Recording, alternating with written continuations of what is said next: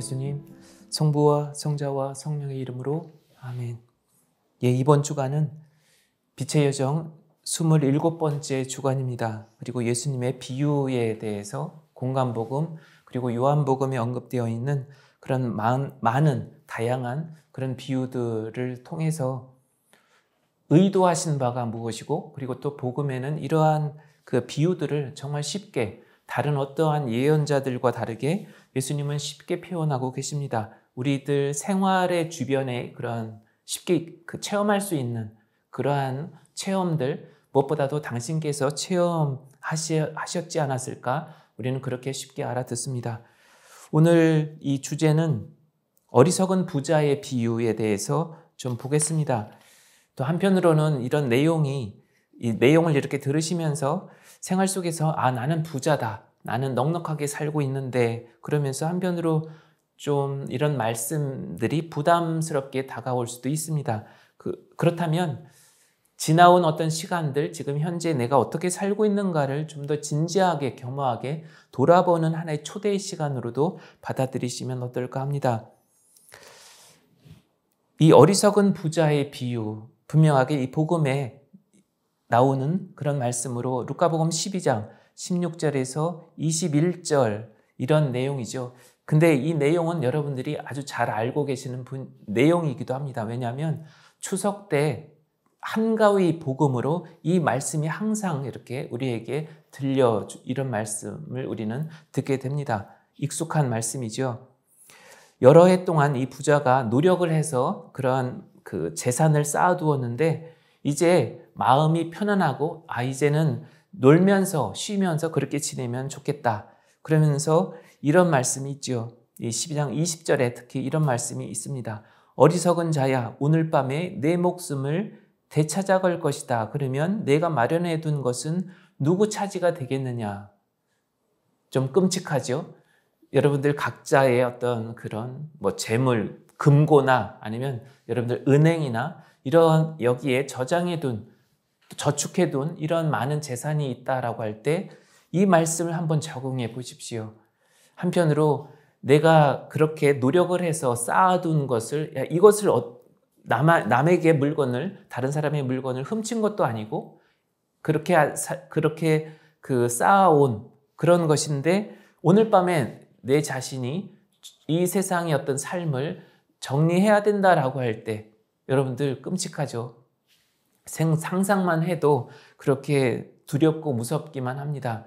그럼에도 불구하고 한 번쯤은 이러한 질문과 그리고 또 이 복음에 대해서 진지하게 우리는 생각해 봐야 할 그런 어떤 때, 그런 시간들은 분명하게 온다는 것, 이것을 오늘은 이 주제를 통해서 한번 우리가 적극적으로 이 부분에 대해서 좀 머무르면서 되새겨 봐도 그렇게 나쁘지 않을 거라는 생각이 듭니다. 특히 이 복음에서 이 부자가 상징하는 것이 과연 어떤 의미가 있는가, 이 부분은 우선 물질적 경제적으로 넉넉하고 가진 것이 많고, 또 이 복음에서 언급하는 이 부자의 의미는 굉장히 부정적이죠. 사실 긍정적으로 언급하는 내용은 아닙니다.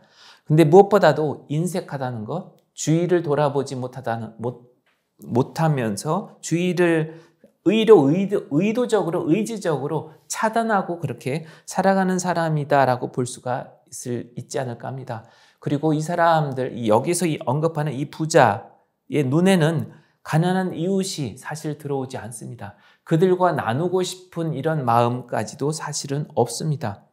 내 자신이 노력을 해서 이만큼 이루었는데 내가 뭘? 라고 이야기할 수도 있겠지요.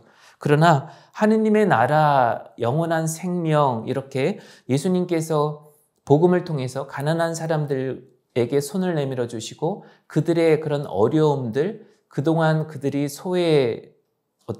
소외받고 무시당하고 그렇게 외롭게 살아가는 사람들에게 예수님께서 손을 내밀어 주시고 그들을 삶의 중심으로 이렇게 초대하는 데에는 이유가 있는 거죠.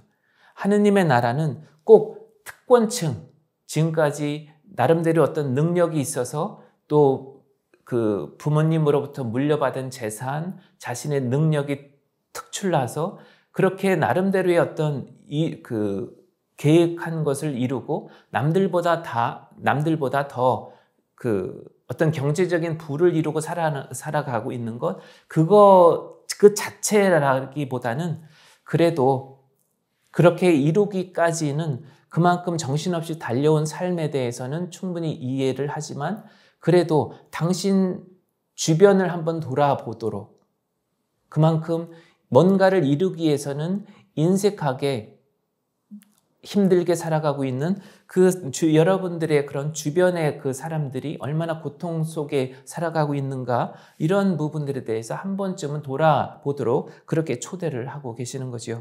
그래서 하느님 나라의 백성이라고 한다면 나름대로 내가 이루고 뭔가 그 자아성취 그리고 또 자아실현 이런 여러 가지를 통해서 꿈을 이룬 그 사람들만이 아니라 최선을 다해서 노력을 했지만 제대로 그것에 대한 그런 대가를 제대로 받지 못한 사람들 또한 그들도 하느님 나라의 백성이라는 것, 이것에 대해서, 이러한 부분들에 대해서 우리가 그리스도인이라고 한다면 그들까지도 배려를 해 가야 하는 것이 아닌가. 그들에게 손을 내밀어 줌으로써 그들과 함께 더불어서 하느님 나라에 같이 드는 것, 그리고 또 하느님 나라, 주님께서 초대하시는 그 하느님 나라는 그들에게까지도 허락된 그런 몫이라는 것, 이것을 잊어서는 안 될 것 같습니다. 여기에 잠언 28장 25절, 집회서 14장 9절 이 내용도 함께 보십시오. 히브리서 또 13장 5절. 그래서 이 세상 살아가면서 우리가 그리스도인으로 살아가면서 예수님과의 그런 올바른 관계, 그리고 또 그분의 진정한 벗으로서의 어떤 자격 요건, 또 그분이 원하시는 이런 삶을 어떻게 우리는 일상생활 안에서 또 준비해 가야 하는가, 이러한 내용을 언급하고 있습니다. 오늘은 이 부분에 대해서 좀 더 단순하게 우리 스스로를 돌아보는 그런 시간이 되셨으면 좋겠습니다. 오늘은 여기서 마치도록 하겠습니다. 성부와 성자와 성령의 이름으로 아멘.